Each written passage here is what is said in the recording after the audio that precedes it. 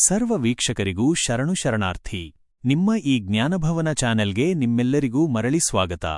ಕರ್ಮಫಲದಾತ Shani Dev episode 5.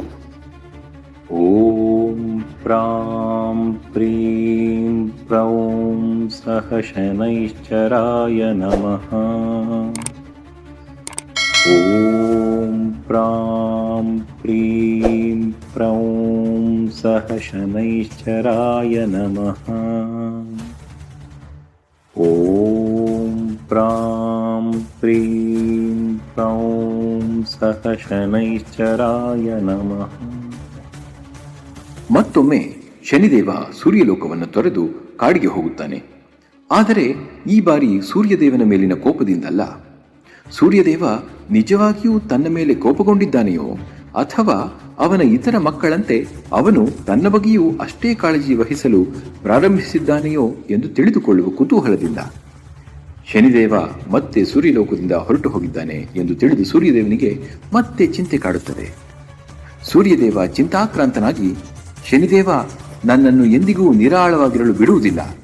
ನಾನು ಹನುಮಂತನ ಸಹಾಯದಿಂದ ಅವನನ್ನು ಮರಳಿ ಕರೆತರುವಲ್ಲಿ ಯಶಸ್ವಿಯಾಗಿದ್ದೆ. ಆದರೆ ಈಗ ಅವನು ಯಾರಿಗೂ ತಿಳಿಸದೆ ಮತ್ತೆ ಕಾಡಿಗೆ ಹೋಗಿದ್ದಾನೆ. ಅವನ ಕೋಪ ಮತ್ತು ಕಠೋರ ಸ್ವಭಾವವನ್ನು ನೋಡಿ ನನಗೆ ಈಗ ಅವನ ಭವಿಷ್ಯದ ಬಗ್ಗೆ ಚಿಂತೆಯಾಗತೊಡಗಿದೆ. ಬೇರೆ ಯಾರಾದರೂ ಅವನನ್ನು ಹೇಗೆ ನಿಭಾಯಿಸುತ್ತಾರೆ? ಮುಂದೊಂದು ದಿನ ಅವನಿಗೆ ಜವಾಬ್ದಾರಿ ಕೊಟ್ಟರೆ ಅವನು ಅದನ್ನು ಹೇಗೆ ನಿಭಾಯಿಸುತ್ತಾನೆ? ಬಾಲ್ಯದಿಂದಲೂ ನಾನು ಅವನನ್ನು ದೂರವಿಟ್ಟಿದ್ದರೂ ಈಗ ಅವನ ಬಗ್ಗೆ ಕಾಳಜಿ ಆಗುತ್ತಿದೆ. ಈ ಬಗ್ಗೆ ನಾನು ಮಹಾದೇವನ ಜೊತೆಗೆ ಶೀಘ್ರದಲ್ಲೇ ಚರ್ಚಿಸಬೇಕು. ಶನಿದೇವನನ್ನು ಶಾಂತಿಗೊಳಿಸಲು ಮತ್ತು ಸ್ಥಿರಗೊಳಿಸಲು ಅವನು, ಆ ಮಹಾದೇವ ಮಾತ್ರ ನನಗೆ ಸಹಾಯ ಮಾಡಬಹುದು ಎಂದು ಯೋಚಿಸುತ್ತಾನೆ. ಹೀಗೆ ಯೋಚನೆ ಮಾಡುತ್ತಾ ಸೂರ್ಯದೇವನು ಶನಿದೇವನನ್ನು ಹುಡುಕಲು ಕಾಡಿನ ಕಡೆಗೆ ಭಾರವಾದ ಹೃದಯದಿಂದ ಹೊರಡುತ್ತಾನೆ. ಸೂರ್ಯದೇವ ಶನಿದೇವನನ್ನು ಹುಡುಕುತ್ತಾ, ಶನಿದೇವ, ಶನಿದೇವ, ಎಲ್ಲಿದ್ದೀಯಾ ನೀನು? ನಾನು ನಿನ್ನನ್ನು ಮತ್ತೆ ಕರೆದುಕೊಂಡು ಹೋಗಲು ಬಂದಿದ್ದೇನೆ. ಅಷ್ಟರಲ್ಲಿ ಸೂರ್ಯದೇವನ ಆಗಮನದ ಬಗ್ಗೆ ತಿಳಿಯದೆ ಶನಿದೇವ ಕಾಡಿನಲ್ಲಿ ಅಲೆದಾಡುತ್ತಿದ್ದಾನೆ. ಇದ್ದಕ್ಕಿದ್ದಂತೆ ಶಿವನ ವಿಶೇಷ ಪರಿಚಾರಕರಾದ ನಂದಿ ಮತ್ತು ವೀರಭದ್ರ ಅಲ್ಲಿ ತಿರುಗುತ್ತಿರುವುದನ್ನು ಅವನು ನೋಡುತ್ತಾನೆ. ನಂದಿ ವೀರಭದ್ರನನ್ನು ಉದ್ದೇಶಿಸಿ, ವೀರಭದ್ರ, ನಾವು ಕಾಡಿಗೆ ಬಂದು ಬಹಳ ದಿನಗಳಾಯಿತು. ನಾವು ಕೈಲಾಸ ಪರ್ವತದಲ್ಲಿ ತುಂಬಾ ಸಮಯ ಕಳೆದಿದ್ದೇವೆ. ಆದರೆ ಇಂದು ಮಹಾದೇವ ನಮಗೆ ಕಾಡಿನಲ್ಲಿ ತಿರುಗಲು ಅನುಮತಿ ನೀಡಿದ್ದಾನೆ ಮತ್ತು ನಾವು ಅವನ ಆಣತಿಯಂತೆಯೇ ಇಲ್ಲಿಗೆ ಬಂದಿದ್ದೇವೆ ಎಂದಾಗ ವೀರಭದ್ರ, ಹೌದು ನಂದಿ ಮಹಾರಾಜ, ಮಹಾದೇವನು ನಮ್ಮನ್ನು ಇಲ್ಲಿಗೆ ಕಳುಹಿಸಿದ್ದರ ಹಿಂದೆ ಅವನ ಮನಸ್ಸಿನಲ್ಲಿ ಏನಾದರೂ ವಿಶೇಷ ಉದ್ದೇಶವಿರಬೇಕು. ಅವರು ಕಾಡಿನಲ್ಲಿ ತಿರುಗುತ್ತಾ ಇಬ್ಬರೂ ಹರಟೆ ಹೊಡೆಯುತ್ತಿದ್ದಾಗ ಅವರು ಅಲ್ಲೇ ತಿರುಗಾಡುತ್ತಿರುವ ಶನಿದೇವನನ್ನು ನೋಡುತ್ತಾರೆ. ಅವರಿಬ್ಬರು ಇಂಥ ದುರ್ಬಲ ಕಪ್ಪು ಮಗುವನ್ನು ನೋಡಿ ಆಶ್ಚರ್ಯಚಕಿತರಾಗುತ್ತಾರೆ. ಆಗ ನಂದಿ ಮಹಾರಾಜ ಆಶ್ಚರ್ಯದಿಂದ, ವೀರಭದ್ರ, ಹೀಗೆ ಕಾಡಿನಲ್ಲಿ ಒಬ್ಬನೇ ತಿರುಗುತ್ತಿರುವ ಈ ಮಗು ಯಾರು? ಅವನು ತುಂಬಾ ದುರ್ಬಲನಾಗಿಯೂ ಕಪ್ಪಾಗಿಯೂ ಇದ್ದಾನೆ. ಆದರೂ ಅವನು ಈ ದಟ್ಟ ಕಾಡಿನಲ್ಲಿ ನಿರ್ಭಯದಿಂದ ಒಂಟಿಯಾಗಿ ಅಲೆದಾಡುತ್ತಿದ್ದಾನೆ ಎಂದಾಗ ವೀರಭದ್ರ, ಹೌದು ನಂದಿ ಮಹಾರಾಜ, ಅವನು ಒಬ್ಬನೇ ಹೀಗೆ ಕಾಡಿನಲ್ಲಿ ಅಲೆದಾಡುವುದನ್ನು ನೋಡಿದರೆ ಅವನು ಯಾರೋ ವೀರನ ಮಗನೇ ಆಗಿರಬೇಕು. ಹೋಗಿ ಅವನ ಪರಿಚಯ ಕೇಳಿ ತಿಳಿದುಕೊಳ್ಳೋಣ ಎನ್ನುತ್ತಾನೆ. ನಂದಿ ಮಹಾರಾಜ, ಹೌದು ಹೌದು, ಹೋಗೋಣ ಎನ್ನುತ್ತಾನೆ. ಹೀಗೆ ಯೋಚಿಸುತ್ತಾ ಇಬ್ಬರೂ ಶನಿದೇವನ ಬಳಿ ಬರುತ್ತಾರೆ. ಆದರೆ ಶನಿದೇವ ಸ್ವಭಾವತಃ ಉದ್ಧಟನಾಗಿರುತ್ತಾನೆ. ಅವನು ನಂದಿ ಮಹಾರಾಜ ಮತ್ತು ವೀರಭದ್ರನ ಜೊತೆಗೆ ವಿನಯದಿಂದ ಮಾತನಾಡುವುದಿಲ್ಲ. ಅವರ ಯಾವ ಪ್ರಶ್ನೆಗೂ ನೇರವಾಗಿ ಉತ್ತರಿಸುವುದಿಲ್ಲ. ನಂದಿ ಮಹಾರಾಜ ಅವನ ಪರಿಚಯ ಕೇಳಿದಾಗ ಶನಿದೇವ ಅವರ ಜೊತೆ ಒರಟಾಗಿ ನಡೆದುಕೊಳ್ಳುತ್ತಾ, ನನ್ನ ಪರಿಚಯ ಕೇಳುವುದಕ್ಕೆ ನೀವ್ಯಾರು? ನೀವು ಕಾಡಿನಲ್ಲಿ ಏಕೆ ಅಲೆದಾಡುತ್ತಿದ್ದೀರಿ? ಅದನ್ನು ಮೊದಲು ಹೇಳಿ. ಓಹ್, ನನಗೆ ಈಗ ಅರ್ಥ ಆಗುತ್ತಿದೆ. ನೀನೊಂದು ಗೂಳಿಯಲ್ಲವೇ? ಇಲ್ಲಿ ತಿರುಗಾಡುವುದಕ್ಕೆ ಬೇರೆ ಕಾರಣ ಏನಿರಲು ಸಾಧ್ಯ? ಹುಲ್ಲು ಮೇಯುವುದಕ್ಕೆ ತಾನೆ? ಹೋಗಿ ಹುಲ್ಲು ಮೇಯಿ, ನನ್ನನ್ನು ನನ್ನ ಪಾಡಿಗೆ ಬಿಟ್ಟು ಬಿಡು ಎನ್ನುತ್ತಾನೆ. ಆಗ ನಂದಿ ಮಹಾರಾಜ ಕೋಪದಿಂದ, ಈ ಮಗುವಿಗೆ ಎಷ್ಟು ಅಹಂಕಾರವಿದೆ ನೋಡು. ಇವನಿಗೆ ತನಗಿಂತಲೂ ಹಿರಿಯರೊಂದಿಗೆ ಹೇಗೆ ಮಾತನಾಡಬೇಕು ಎಂಬುದು ತಿಳಿಯುತ್ತಿಲ್ಲ. ಇವನಿಗೆ ತಕ್ಕ ಪಾಠ ಕಲಿಸಬೇಕು ಎನಿಸುತ್ತದೆ. ಹೀಗೆ ಯೋಚಿಸಿದ ನಂದಿ ಮಹಾರಾಜ ತನ್ನ ಕೊಂಬುಗಳಿಂದ ಶನಿದೇವನ ಮೇಲೆ ಆಕ್ರಮಣ ಮಾಡಲು ಪ್ರಾರಂಭಿಸುತ್ತಾನೆ. ಆದರೆ ಶನಿದೇವ ತಕ್ಷಣ ಅವನ ದಾಳಿಯಿಂದ ತಪ್ಪಿಸಿಕೊಂಡು ನಂದಿ ಮಹಾರಾಜನ ಬೆನ್ನನ್ನೇರಿ ಕುಳಿತು ಅವನ ಕೊಂಬುಗಳನ್ನು ಬಲವಾಗಿ ಎಳೆಯುತ್ತಾ ಕೋಪದಿಂದ, ನೀನು ನನ್ನನ್ನು ಮಗು ಎಂದು ಪ್ರೀತಿಯಿಂದ ಆದರಿಸುತ್ತಿದ್ದೀಯಲ್ಲವೇ? ಈಗ ನೋಡಿದರೆ ನಿನ್ನ ಕೊಂಬುಗಳಿಂದ ದಾಳಿ ಮಾಡುತ್ತಿರುವೆ. ನಿನಗೆ ನಿನ್ನ ಈ ಭಾರವಾದ ದೇಹ ಮತ್ತು ಬಲಿಷ್ಠ ಕೊಂಬುಗಳ ಬಗ್ಗೆ ಬಹಳ ಹೆಮ್ಮೆ ಇರಬಹುದು. ಆದರೆ ಈಗ ನೀನು ನನ್ನನ್ನು ಹೇಗೆ ಒದೆಯುತ್ತೀಯಾ ಎಂದು ನೋಡೋಣ ಎನ್ನುತ್ತಾನೆ. ಆಗ ನಂದಿ ಮಹಾರಾಜ ಹೋರಾಟ ಮಾಡುತ್ತಲೇ, ವೀರಭದ್ರ, ಈ ಮಗುವಿಗೆ ಬಹಳ ಅಹಂಕಾರವಿದೆ. ಪ್ರಾಯಶಃ ನಾವು ಯಾರೆಂದು ಇವನಿಗೆ ತಿಳಿದಿಲ್ಲ. ಮುಂದೆ ಬಂದು ಅವನ ಈ ಉದ್ದಟತನಕ್ಕೆ ಅವನಿಗೆ ಸರಿಯಾದ ಶಿಕ್ಷೆ ನೀಡು ಎನ್ನುತ್ತಾನೆ. ವೀರಭದ್ರ, ನಿನ್ನ ಆಜ್ಞೆಯಂತೆ ಆಗಲಿ ನಂದಿ ಮಹಾರಾಜ ಎನ್ನುತ್ತಾನೆ. ವೀರಭದ್ರ ನಂದಿಯ ಆಜ್ಞೆಯಂತೆಯೇ ಶನಿದೇವನ ಮೇಲೆ ದಾಳಿ ಮಾಡಲು ಮುಂದಾಗುತ್ತಾನೆ. ಆದರೆ ಅವರಿಬ್ಬರ ಪ್ರಯತ್ನದಿಂದಲೂ ಶನಿದೇವನನ್ನು ತಡೆಯಲು ಸಾಧ್ಯವಾಗುವುದಿಲ್ಲ.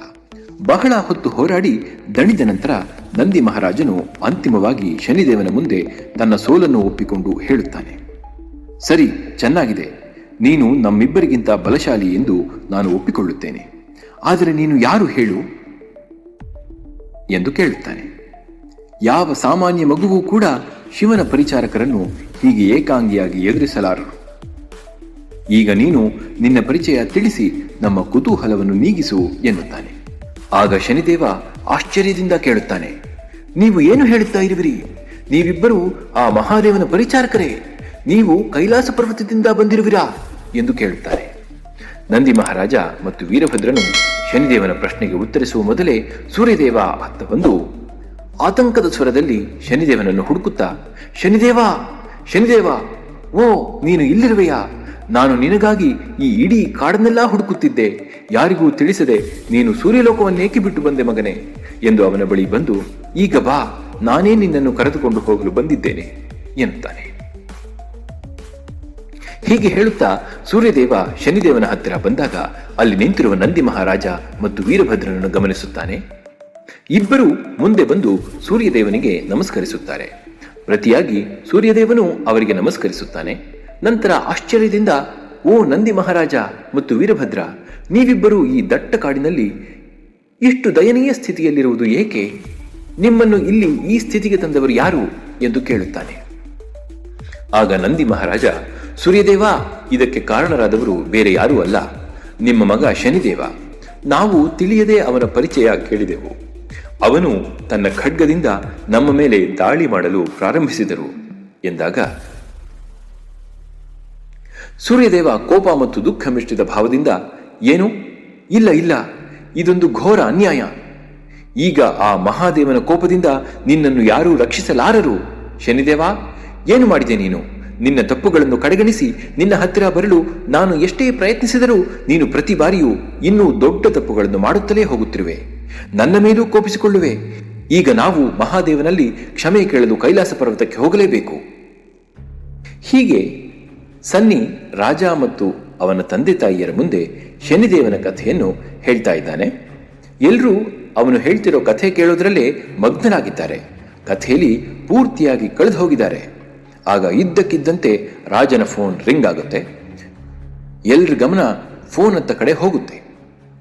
ರಾಜ ತನ್ನ ಫೋನ್ ಎತ್ಕೊಂಡು ನೋಡಿದ್ರೆ ಅವನಿಗೆ ಮಿತಾಲಿ ಕಾಲ್ ಮಾಡಿರ್ತಾಳೆ. ಅದನ್ನು ನೋಡಿ ರಾಜ ಆತಂಕದಿಂದ ಸನ್ನಿಯ ಕಡೆ ನೋಡ್ತಾನೆ. ರಾಜನ ಮನಸ್ಸಿನಲ್ಲಿ ಏನ್ ನಡೀತಿದೆ ಅನ್ನೋದು ಸನ್ನಿಗೆ ತಕ್ಷಣ ಅರ್ಥ ಆಗುತ್ತೆ. ಆಗ ರಾಜ, ಮಿತಾಲಿ ನನಗೆ ಯಾಕೆ ಫೋನ್ ಮಾಡ್ತಾ ಇದ್ದಾಳೆ? ಅಪ್ಪ ಅಮ್ಮ ಜೊತೆಲೇ ಇದ್ದಾರೆ. ಅವ್ರ ಮುಂದೆ ನಾನು ಅವ್ರ ಜೊತೆ ಮಾತಾಡಿದ್ರೆ ಅವರಿಗೆ ನನ್ನ ಜಾಬ್ ಹೋಗಿರೋ ವಿಷಯ ಗೊತ್ತಾಗ್ಬಿಡುತ್ತೆ. ಅದರ ಮೇಲೆ ನಾನು ಮಿತಾಲಿ ಜೊತೆ ಜಗಳ ಕೂಡ ಮಾಡಬೇಕಾಗುತ್ತೆ. ಅದ್ರ ಬದಲಾಗಿ ನಾನು ಅವಳಿಗೆ ಈಗ ರೆಸ್ಪಾಂಡ್ ಮಾಡದೇ ಇದ್ರೇನೆ ಬೆಟರ್. ನಾನು ಒಬ್ಬನೇ ಇರುವಾಗ ಅವಳ ಜೊತೆ ಮಾತಾಡಿದ್ರೆ ಒಳ್ಳೇದು. ಆದರೂ ಅವಳು ನನಗೆ ಹೀಗೆ ಮೋಸ ಮಾಡಬಹುದಾ ಎಂದು ಯೋಚಿಸುತ್ತಾನೆ. ರಾಜನನ್ನು ನೋಡಿ ಸನ್ನಿ ರಾಜನಿಗೆ ಆಗ್ತಿರೋ ಆತಂಕ ಅರ್ಥ ಮಾಡಿಕೊಂಡು ರಾಜನ ತಂದೆ ತಾಯಿಗೆ, ಅಂಕಲ್, ಆಂಟಿ, ಟೈಮ್ ಆಯ್ತು, ನೀವಿಬ್ರು ಮನೆಗೆ ಹೊರಡಿ. ಅಂದ್ರೆ ರಾಜ ಸರ್ಗೂ ಸ್ವಲ್ಪ ರೆಸ್ಟ್ ಸಿಗುತ್ತೆ ಎನ್ನುತ್ತಾನೆ. ಆಗ ಸುಶೀಲಾದೇವಿ ಸ್ವಲ್ಪ ಹಿಂಜರಿಯುತ್ತಲೇ, ಆದ್ರೆ ನಿಮ್ಮ ಶನಿದೇವರ ಕಥೆ ಇನ್ನೂ ಮುಗಿದಿಲ್ವಲ್ಲ, ಮಹಾದೇವ ಅವನಿಗೆ ಏನು ಶಿಕ್ಷೆ ಕೊಟ್ಟ ಅಂತ ತಿಳ್ಕೊಳ್ಳೋ ಕುತೂಹಲ ಇದೆ ಎಂದಾಗ ಸರ್ವೇಶ ಕೋಪದಿಂದ, ಸುಶೀಲಾ, ಏನ್ ಮಾತಾಡ್ತಾ ಇದೀಯ ನೀನು? ಚಿಕ್ಕ ಮಕ್ಕಳ ಥರ ಆಡ್ಬೇಡ. ಸನ್ನಿ ಹೇಳ್ತಾ ಇರೋದೇ ಸರಿ. ರಾಜಾಗೆ ಸ್ವಲ್ಪ ರೆಸ್ಟ್ ಬೇಕು. ಉಳಿದ ಕಥೆ ಕೇಳೋಕೆ ನಾವು ನಾಳೆ ಬರಬಹುದು. ಸನ್ನಿನೂ ಎಲ್ಲೂ ಹೋಗೋದಿಲ್ಲ, ಶನಿದೇವರು ಎಲ್ಲೂ ಹೋಗೋದಿಲ್ಲ. ಹೆಂಗಿದ್ರು ನಾವು ರಾಜ ಇನ್ನೂ ಎಷ್ಟು ದಿನ ಹಾಸ್ಪಿಟಲ್ ಇರಬೇಕೋ ಗೊತ್ತಿಲ್ಲ. ಅವನು ಪೂರ್ತಿ ಹುಷಾರಾಗೋಕೆ ಇನ್ನು ಎಷ್ಟು ಟೈಮ್ ಬೇಕಾಗುತ್ತೆ ಅಂತ ಡಾಕ್ಟರ್ನ ಕೇಳೋಕಾದ್ರೂ ನಾವು ನಾಳೆ ಬೆಳಗ್ಗೆ ಮತ್ತೆ ಬರಲೇಬೇಕಲ್ವಾ ಎನ್ನುತ್ತಾನೆ. ಸುಶೀಲಾ ಬೇಸರದಿಂದ, ಹೌದು, ನೀವು ಹೇಳಿದ್ದು ಸರಿ, ಮೊದಲು ಮನೆಗೆ ಹೋಗೋಣ ಎನ್ನುತ್ತಾ ಮಗನಿಗೆ, ರಾಜ ನೀನು ಫೋನ್ ಪಕ್ಕಕ್ಕಿಟ್ಟು ರೆಸ್ಟ್ ತಗೋಪ್ಪ, ಸನ್ನಿ ದಯವಿಟ್ಟು ನನ್ನ ಮಗನ ಚೆನ್ನಾಗಿ ನೋಡ್ಕೊಳಪ್ಪ, ನಾವು ಬೆಳಗ್ಗೆ ಬರ್ತೀವಿ ಎಂದಾಗ ಸನ್ನಿ, ಖಂಡಿತ ಆಂಟಿ, ನೀವು ಹೇಳೋದೇ ಬೇಡ, ಅದು ನನ್ನ ಡ್ಯೂಟಿ, ಅದೇ ನನ್ನ ಕೆಲಸ, ನಿಮ್ಮ ಮಗನನ್ನ ನೋಡ್ಕೊಳ್ಳೋದು ನನ್ನ ಡ್ಯೂಟಿ ಎನ್ನುತ್ತಾನೆ. ಅವರು ಹೋದ ತಕ್ಷಣ ಸನ್ನಿ ಬೇಗನೆ ಬಾಗಿಲು ಮುಚ್ಚಿ ಕುತೂಹಲದಿಂದ ರಾಜನನ್ನ ಕೇಳ್ತಾನೆ, ಈಗ ಹೇಳಿ ಸರ್, ಈ ಮಿತಾಲಿ ಯಾರು? ನಿಮ್ ಕೆಲಸ ಕಿತ್ಕೊಂಡ ಮೇಲೂ ಅವಳು ಯಾಕೆ ನಿಮಗೆ ಕಾಲ್ ಮಾಡ್ತಾ ಇದ್ದಾಳೆ ಅಂತ ಕೇಳ್ತಾನೆ. ಮಿತಾಲಿ ಯಾರು?